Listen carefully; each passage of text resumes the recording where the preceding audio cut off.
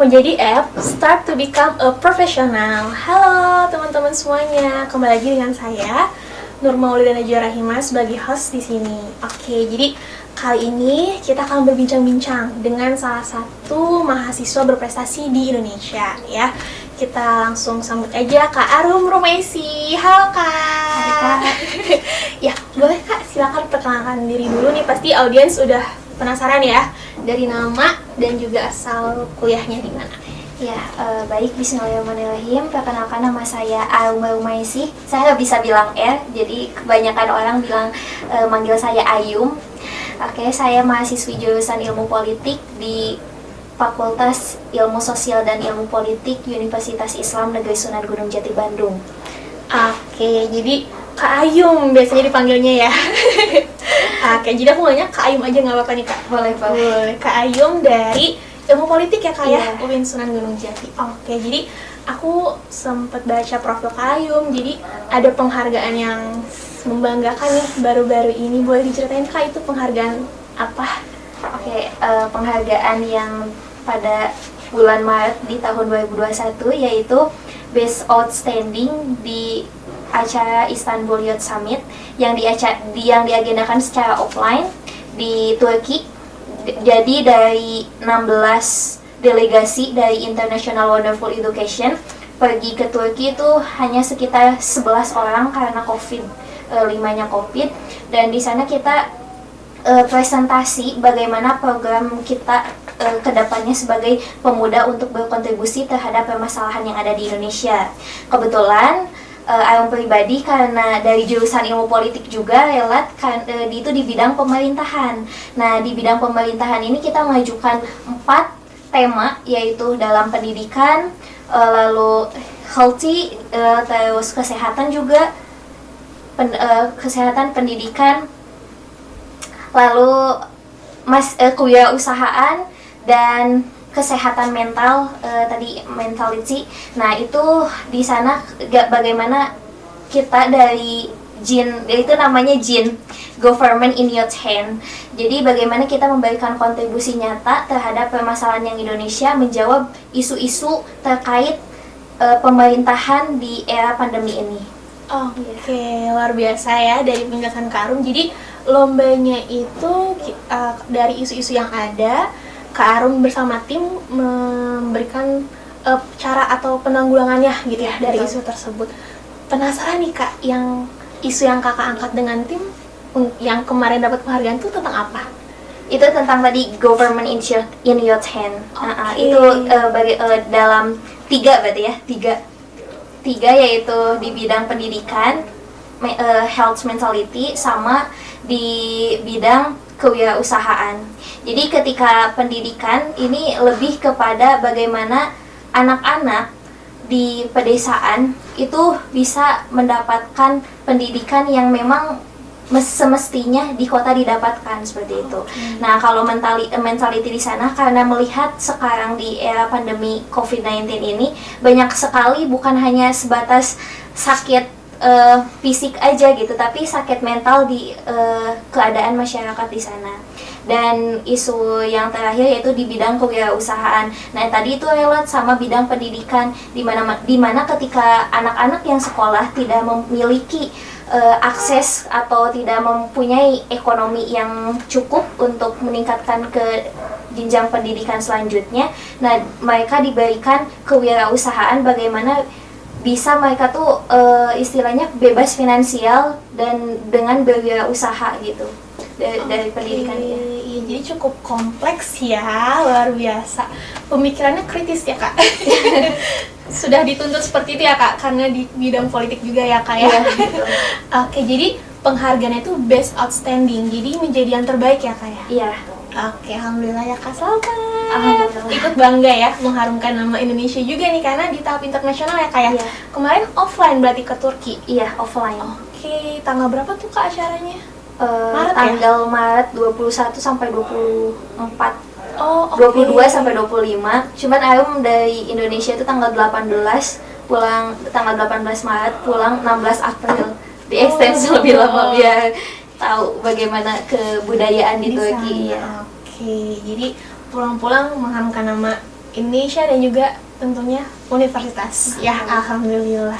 Kak Arum, berarti baru-baru ini ya, bulan Maret 2021. Itu saat pelaksanaan lomba, itu Kak Arum lagi kuliah atau lagi masa libur kuliah? Jadi ini cukup panjang kita persiapannya dari bulan Oktober, November itu udah dibuatkan grup, kita November, Desember itu persiapan sampai bulan Januari betul-betul kayak kita cari isu permasalahan mana sih, di mana kita akan nantinya kegiatan.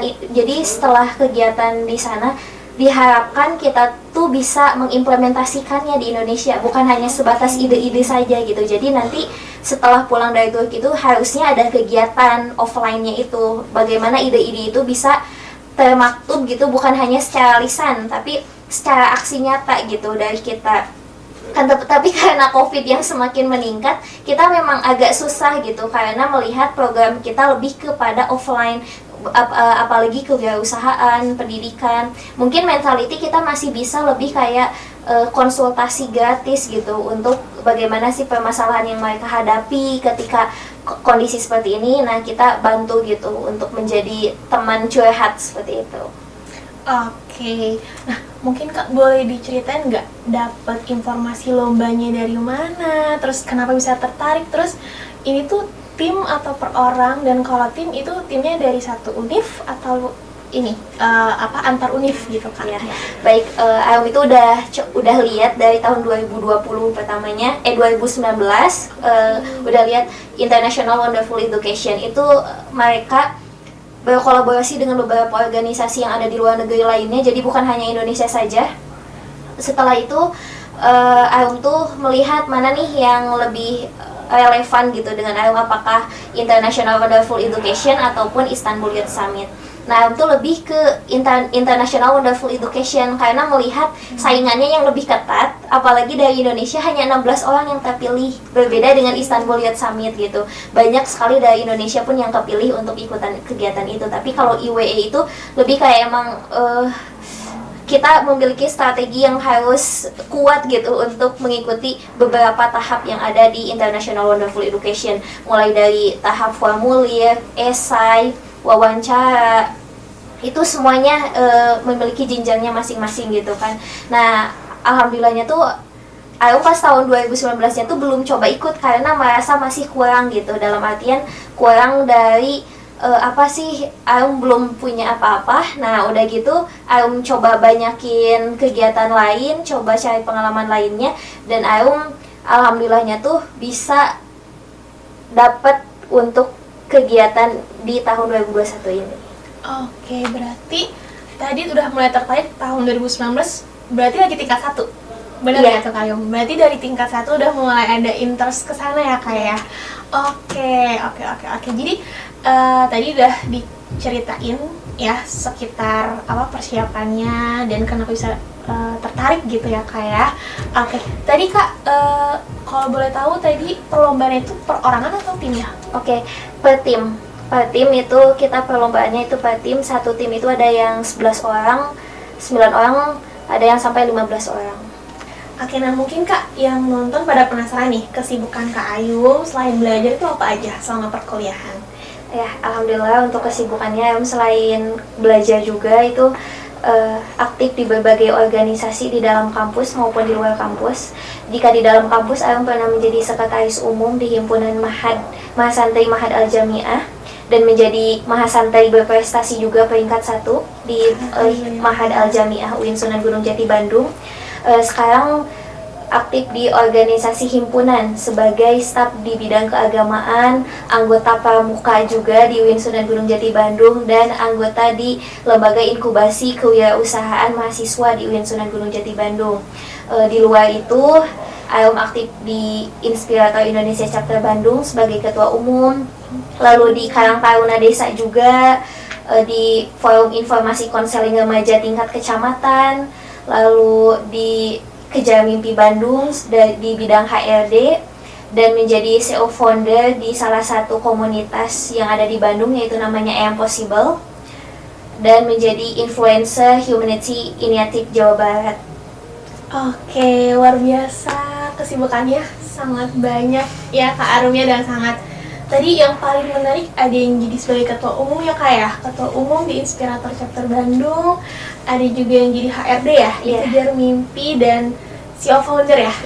Oke, keren banget ya Kak Arum, alhamdulillah ya. Nah mungkin yang nonton penasaran nih Kak, tadi Kak Arum udah nyebutin banyak banget ya kesibukan Kak Arum. Nah cara bagi waktu atau manajemen waktu gitu ya Kak, antara kesibukan di luar perkuliahan, kesibukan sama kuliah maksudnya di bidang akademik kayak ada tugas dan lain sebagainya tuh, Kak Ayung gimana sih cara manajemen waktunya? Ya mungkin Ayung akan bagi menjadi 4 statement, di mana lebih kepada mana sih yang lebih penting dan harus cepat dikerjakan, mana yang penting tapi bisa nanti dikerjakan, mana yang gak penting tapi harus dikerjakan, dan yang gak penting tapi nanti bisa dikerjakan juga.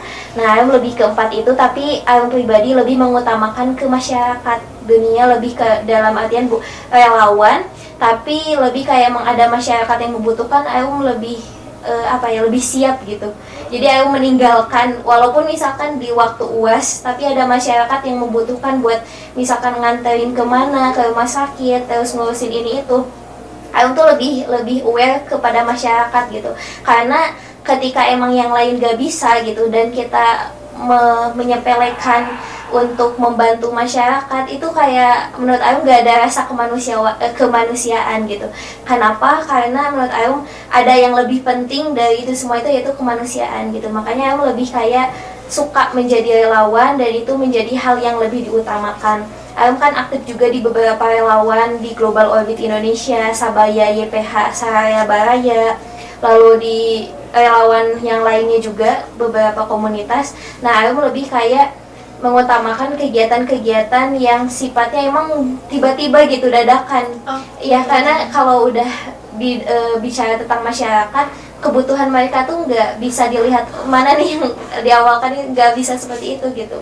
Jadi itu sih lebih ke masyarakat. Mungkin kedua ke pendidikan.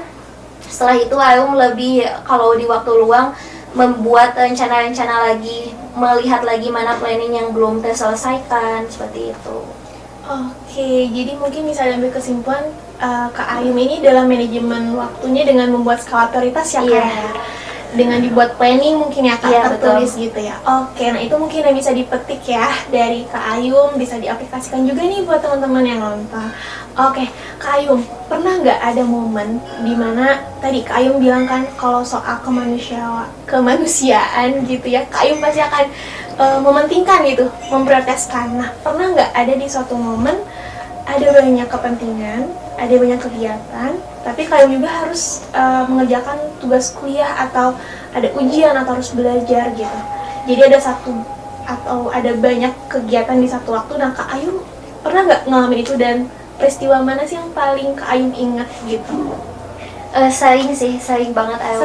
Sering banget. Yang paling berkesan Kak, yang mana? Mungkin ketika mau, contohnya ya, kalau misalkan di bidang materi kita mau bayar uang UKT misalkan, itu kan hal-hal yang urgent ya, hal yang memang harus itu kan. Cuma di sisi lain ada orang yang butuh bantuan uang untuk misalkan dana kesehatan mereka. Nah itu yang lebih gak apa-apa uang UKT misalkan dinantikan, walaupun itu bakal menjadi penghambatan Ayum ke depannya, tapi karena emang jalan Allah itu pasti ada aja gitu. Karena ketika kita emang udah membantu orang lain, Allah tuh pasti akan membantu gitu, walaupun nggak harus secara langsung seperti itu. Nah untuk kegiatan yang bentok seperti itu ya sering banget ya, kayak misalkan ujian tapi tiba-tiba harus ada kegiatan lain, ngisi ini ngisi itu, apalagi di masyarakat harus ngisi pengajian lah, mama harus bantu ini gitulah.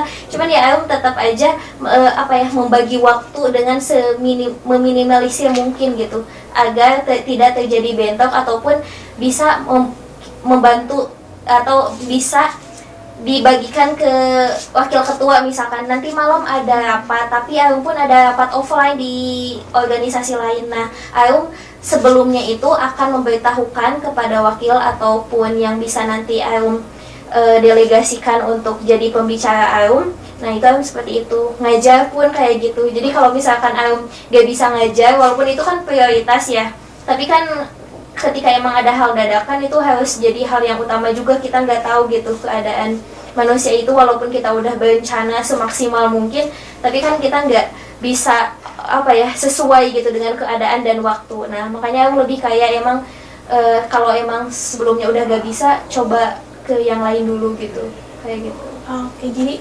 mungkin boleh disimpulkan Kak Ayum, pelajaran apa sih yang bisa Kak Ayum ambil dari semua peristiwa yang tadi Kak Ayum udah jelaskan?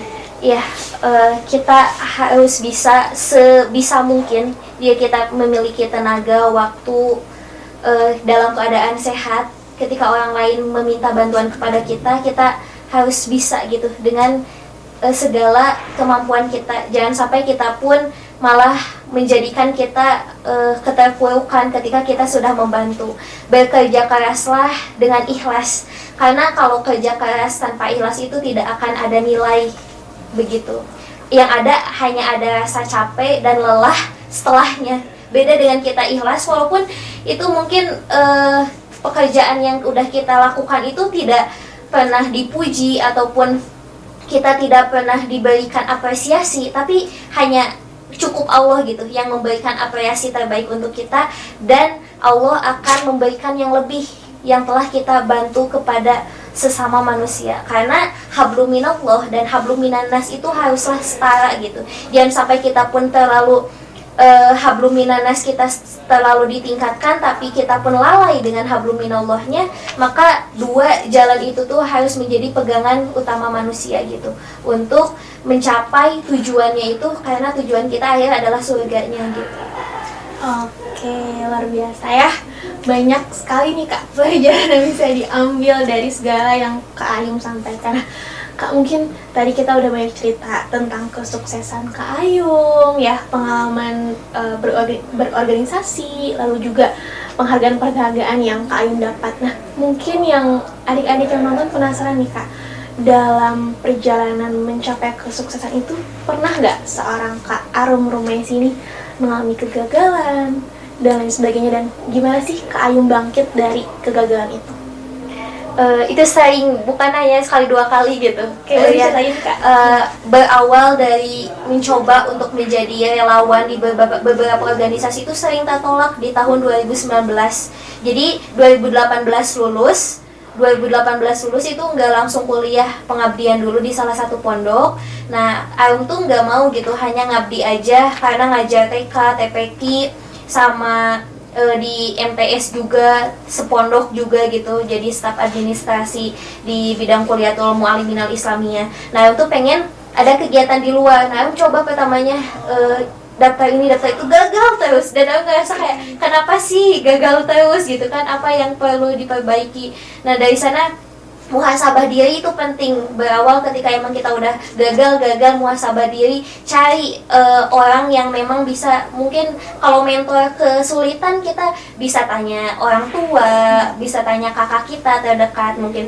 Karena Arum pribadi, dorongan keluarga itu menjadi hal utama ketika Arum kita jangan sampai egois terhadap diri kita dan malu gitu untuk bertanya kepada keluarga bagaimana caranya untuk bisa aktif di beberapa organisasi dan menebar manfaat bagi orang lain. Nah, tanya tips triknya kepada kakak-kakak dan orang tua, mama gitu kan. Alhamdulillahnya tuh diberikan jawaban-jawaban, dan alhamdulillahnya tuh semakin kesini semakin mudah gitu. Ikut kelas online seperti itu, apalagi ketika udah tahu ada pandemi, dan Arum udah memperkirakan bahwa pandemi ini tuh akan lama gitu, bukannya doa ya, tapi itu betul-betul karena dilihat konspirasi di beberapa negara itu sangatlah mencolok gitu kan. Nah itu pun menjadi hal yang emang Arum harus membuat planning bagaimana nih ke depannya, walaupun di masa pandemi ini, di waktu online ini bisa bermanfaat gitu, kayak gitu. Oke, jadi pernah dan bahkan sering ya Kak Ayum ya, jadi untuk menjadi berhasil bagi seorang yang pernah gagal itu bukan hal yang tidak mungkin ya. Dan tadi mungkin cara dari Kak Ayum untuk bangkit adalah muhasabah diri ya Kak ya. Iya. Jadi kita mungkin kegagalan itu kita anggap sebagai bentuk feedback mungkin ya untuk kita, jadi apa nih yang kurang, apa yang perlu diperbaiki, seperti itu. Oke Kak Arum, sekarang mungkin yang nonton juga penasaran nih, seorang Kak Arum Rumaisi yang memiliki banyak prestasi, punya hobi apa sih Kak? Oke, alhamdulillah kalau hobi gak terlalu banyak ya, karena Arum ngerasa rebahan itu udah menjadi hal maksudnya dalam artian ketika ada waktu, bahan sedikit lah, dalam artian sehari itu udah cukup bikin senang gitu ya. Jadi kegiatan-kegiatan itu, nah dari kegiatan itu mungkin Arum setiap hari suka nulis. Jadi setiap udah sebelum tidur nulis kejadian-kejadian yang udah terjadi. Jadi kan orang sering bilang writing is healing tadi, itu apa ya, merasakan ketika ada permasalahan, kekecewaan itu akan hilang gitu ketika kita udah nulis kejadian yang pernah terjadi hari ini. Dan itu kalau Arum pribadi menjadikan insya Allah suatu saat nanti itu bisa jadi sejarah untuk anak cucu gitu. Jadi ketika emang bukan hanya cerita dari orang lain tapi berbentuk tulisan untuk kedepannya gitu, bagaimana sih saya sampai sekarang bisa terus berjalan gitu walaupun banyak sekali rintangan yang datang gitu. Karena bagaimanapun kita, titik kesuksesan kita itu belum sampai titiknya kalau kita belum istilahnya mendapatkan apa yang kita tuju gitu. Wallahu alam gitu, kita nanti pas di alam luar sana, nanti pas di akhirat seperti apa gitu kan, kita nggak pernah tahu. Tapi ya di setidaknya di dunia ini kita dengan menulis kita bisa memberikan dampak gitu. Tapi Arum pribadi gak pernah menceritakan tentang kepenulisan itu ya, hanya sebatas nulis di notes HP sendiri. Kalau misalkan lagi males buka laptop atau enggak langsung buka laptop langsung ditulis gitu bagaimana kegiatan-kegiatan hari ini kayak gitu. Oke, jadi itu definisi writing is healing ala Kak Ayum ya. Oke, Kak, hobinya nulis nih. Kira-kira ada nggak prestasi Kak Ayum yang sejalan nih atau terkait dengan hobi menulis Kak Ayum? Alhamdulillah pernah kemarin di tahun 2020 nulis bareng dengan Ustadz Yusuf Mansur dari Darul Quran Daku. Itu mengenai ekonomi, mengenai bagaimana implementasi kebijakan ekonomi di masa pandemi ini. Nah, alhamdulillah itu menjadi salah satu Arum keterima menjadi penulis yang webinar juga bareng beliau. Dan itu menjadi rasa Arum juga kepedean Arum meningkat, dan Arum nulis beberapa artikel di online dan melihat banyak yang copy gitu kan, banyak yang baca, itu jadi membuat Arum pun senang gitu bisa dibaca oleh banyak orang kayak gitu. Oke, jadi ternyata hobi ini juga bisa menjadi ladang prestasi ya buat Kak Ayum. Oke, nah Kak Ayum kan kuliahnya tadi ilmu politik ya Kak ya? Berarti sekarang lagi semester berapa Kak? Semester 4. Semester 4, lagi sibuk apa Kak semester 4? Semester 4 kemarin Arum sekarang tuh lagi cari, kebetulan ada bisnis juga. Bisnis keluarga sih, cuman karena emang Arum anak terakhir dan emang harus jadi istilahnya turun temurun, dan Arum harus belajar gitu bagaimana tetap berjalan bisnis itu. Bisnis terus Arum pun, tapi kebanyakan organisasi sih sampai sekarang walaupun online. Oke Kak Ayum, tadi Kak Ayum udah banyak cerita ya tentang kesibukan Kak Ayum. Ada organisasi, ada ikut perlombaan, delegasi, kerja juga, bisnis keluarga juga, luar biasa, lengkap, paket lengkap nih Kak Ayum tuh ya. Oke, Kak Ayum, mungkin bagi teman-teman yang lagi nonton nih sering bertanya-tanya juga sih Kak, sebenarnya emang kuliah tuh penting ya untuk ikut organisasi. Nah mungkin kayaknya tuh buat kaum orang yang ambisius aja deh gitu, buat kaum pemalas atau yang suka rebahan, sebenarnya penting nggak Kak organisasi bagi Kak Ayum? Ya, kalau bagi yang pribadi itu sangat penting gitu. Kenapa sangat penting? Karena bukan kita niatnya bukan hanya memenuhi CV ya, nggak seperti itu. Akan tetapi apa sih kontribusi? Kan kita udah tahu tridharma dari universitas itu seperti apa. Nah, tridharma itu tuh harus diimplementasikan gitu. Kita sebagai mahasiswa, dan kita harus bisa berdampak positif bagi sekitar kita. Ketika kita kesusahan untuk berjuang sendiri, ada organisasi nih yang menampung kita, yang membuka pintu selebar-lebarnya untuk kita berkontribusi di sana. Karena di organisasi bukan hanya kita memberi saja, kita banyak belajar, mendapatkan relasi yang begitu luas di sana. Dan itu menjadi salah satu cakupan yang memang ketika kita bukan hanya aktif di bidang pendidikan, tapi aktif di beberapa kegiatan di luar pendidikan seperti itu. Oke, Oke, jadi penting ya Kak ya, karena banyak sekali juga pelajaran yang mungkin gak diajarin di sekolah, di perkuliahan, tapi kita bisa dapat dari pengalaman organisasi gitu ya Kak. Oke, Kak Ayum. Kak Ayum kan organisasinya banyak ya, kesibukannya banyak banget deh gitu. Pernah nggak Kak merasa jenuh? Nggak sering sih, tapi pernahnya tuh kayak sebulan, mungkin nggak sebulan, 3 bulan sekali paling kalau jenuh. Jenuh tuh kalau misalkan ketika udah rencana gagal, udah rencana mau kayak ada kegiatan nih, kemarin kita mau ngadain dari Milenial Reformis Bandung, mau ngadain buat kayak duta-duta dari kota Bandung, tiba-tiba PPKM darurat itu menjadi kayak aduh, udah rencana panjang-panjang, udah direncanain sebegitu, udah tempat, udah apa, cuman gak jadi gitu kan, kayak emang ngerasa down gitu, dan itu bisa menjadikan jenuh. Dan mungkin jenuhnya Arum tuh bukan jenuhnya bosan gitu, tapi ngedown aja gitu kan, kayak gitu. Tapi setelah itu alhamdulillahnya tuh kayak emang recharge lagi. Kalau Arum pribadi kan menjauhi keramaian, jadi ketika udah kegiatan sosial, kegiatan kepemudaan dengan orang lain tuh Arum tuh ke rumah, kamar sendiri udah gitu, kayak emang itu tuh nge-recharge Arum biar nggak jenuh gitu kan, kayak gitu, biar besoknya udah kembali lagi semangat seperti biasa kayak gitu. Dan ya yang paling memotivasi ya ibu gitu, karena ketika ibu udah tahu aku jenuh, bilang udah up lagi gitu, semangat lagi. Kita harus niatkan dengan lillah, karena kalau kita bahan mulu, nggak ada berdampak apapun, ya udah nggak ada value nilainya gitu. Gak apa-apa sekarang masih muda, habis-habisin aja dulu. Mungkin udah tua kamu bisa istirahat gitu, dan melihat kesuksesan-kesuksesan yang telah kamu ukir kayak gitu. Oke, ya jadi pertanyaannya kalau jenuh pernah atau enggak, jawabannya pernah ya Kak ya. Dan tadi cara Kak Ayum untuk mengatasi jenuh dengan me time mungkin ya Kak ya, di kamar, dan salah satunya ada motivasi juga dari ibu ya. Dan tadi juga Kak Ayum pernah bilang ya bahwa udah kita mungkin di masa muda kita mungkin ibarat bersakit-sakit dahulu gitu ya, bersenang-senang, kemudian nanti kita tua ini, saat tua apa yang udah kita tanam. Oke, Kak Ayum, organisasinya udah keren banget, udah paket lengkap. Akademiknya Kak gimana? Di samping organisasi yang lumayan padat ya Kak ya, Kak Ayu masih sempat belajar?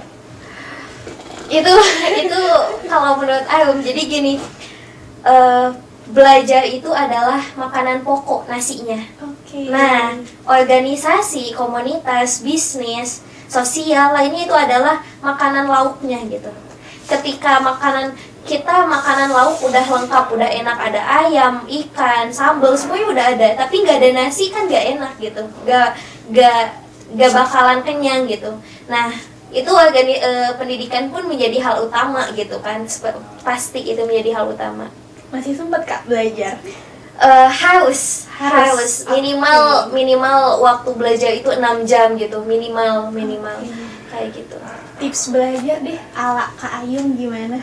Kalau Arum sih belajarnya subuh ya, udah subuh biar kayak emang enak, fresh kayak gitu. Terus sebelum lihat KRS tuh, oh nanti minggu depan pembelajaran ini harus baca dulu gitu sebelum dosen ngejelasin kayak gitu. Kan dosen udah ngasih referensi buku, referensi link jurnal yang harus dibaca di KRS itu. Nah itu tuh harus tahu gitu bagaimana gitu pembelajarannya seperti apa. Nah, Arum tuh orang yang baca dulu sebelum besoknya ada pembelajarannya gitu, kayak gitu. Jadi baca, dan setelah baca kalau ada presentasi, Arum tuh sering diskusi dengan mahasiswa ilmu politik dari univ lain ataupun dari kakak tingkat. Karena ketika kita udah waktunya presentasi itu harus persiapkan semaksimal mungkin ya. Tadi dengan diskusi dengan beberapa mahasiswa dari luar kampus seperti itu.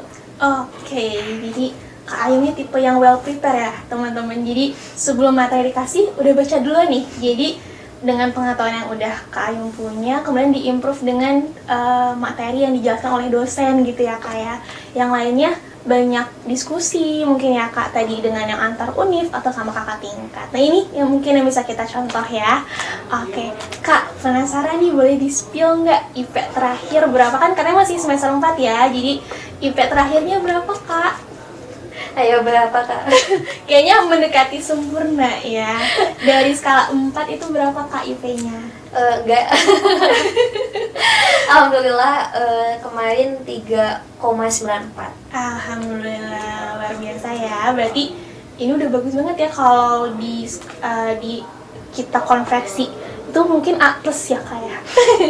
Oke, nggak apa-apa, ini bukan jadi ini biar jadi semangat aja buat teman-teman yang ada di rumahnya bahwa akademiknya bisa maksimal ya, prestasi di luar non akademik juga bisa maksimal seperti Kak Ayung. Oke, Kak Ayung tadi udah banyak cerita ya tentang keberhasilan Kak Ayung. Kak Ayung pernah jenuh juga, pernah gagal juga, tapi Kak Ayung punya cara buat mengatasinya. Mungkin yang ingin kita tahu juga selama perjalanan ini, dukungan dari siapa sih Kak yang paling berarti buat Kak Ayung? Keluarga. Keluarga. Dari teman mungkin Kak? Teman nih, mungkin karena Ayung tuh orang dalam artian bukan pola pilih teman banyak gitu, cuman sahabat terdekat itu bisa dihitung jari, dan Ayung jarang banget ngobrol, dalam artian mereka ngobrol Ayung jarang banget gitu kan cerita-cerita kayak gimana minta bantuan. Tapi kalau misalkan ke kakak kelas, ke kakak-kakak yang lainnya, ke pembicara Ayung sering minta bantuan gitu kan kayak gimana. Tapi sampai sekarang lebih keluarga sih yang terus ada di belakang gitu, menjadi pemain belakang yang selalu membantu Ayung kayak gitu. Ini mungkin orang lain suka bilang privilege-nya sih karena keluarganya gini. Padahal Ayung pun terlahir dari keluarga sederhana, akan tetapi memiliki ibu kakak yang istilahnya sangat mensupport gitu kegiatan-kegiatan adiknya gitu, seperti itu. Oke, jadi dukungan keluarga ya Kak yang paling dirasakan. Oke, Kak mungkin buat teman-teman SMA nih yang mungkin nonton video ini karena masih galau nih Kak pilih jurusan, Kakak boleh nggak kasih tahu mungkin secara singkat aja kenapa Kakak memilih jurusan yang sekarang Kakak tekuni, dan memangnya jurusan yang Kakak tekuni ini peluang kerjanya tuh bisa jadi apa aja sih Kak profesinya gitu? Oke, baik. Kenapa Ayung memilih jurusan ilmu politik? Sebetulnya itu bertentangan dengan background Ayung di pondok pesantren. Dalam hal itu, Ayung melihat politik itu selalu buruk gitu, melihat pemilu banyak yang istilahnya curang gitu, pejabat-pejabat yang korupsi gitu di mana-mana. Nah, Ayung tuh pengen tahu seperti apa sih ilmu politik itu. Nah, Ayung pernah baca bahwa politik itu tuh sedikitnya adalah memberikan kebaikan untuk bersama, bukan untuk pribadi. Tidak dinamakan politik kalau hanya untuk kebaikan pribadi kayak gitu. Nah, setelah Ayung terjun belajar gitu, ternyata itu terbuka luas gitu. Stigma negatif yang pernah Ayung dapatkan itu lebur seketika ketika Ayung mendapatkan bahwasanya ilmu politik itu ternyata baik gitu. Karena dalam setiap kegiatan, bahkan semua dari kita bangun tidur, setelah tidur itu kita berpolitik, kita nggak bisa gitu terhindar dari yang namanya politik. Walaupun nanti mungkin tadi prospek kerja di ilmu politik itu terbagi dua, yang Ayu merasakan pertama itu di politik akademik dan menjadi politikus. Nah, kalau politikus mungkin udah banyak tersebar partai di mana-mana, kita bisa menjadi dewan, lalu menjadi bupati misalkan dalam bidang pemerintahan dan lain sebagainya. Dan di politik akademik kita menjadi konsultan, dosen, lalu untuk menjadi peneliti, seperti itu banyak sekali prospek kerja ke depannya. Yang penting bagaimana passion teman-teman dan carilah jati diri teman-teman, seperti itu. Oke, Karo mungkin ini terakhir.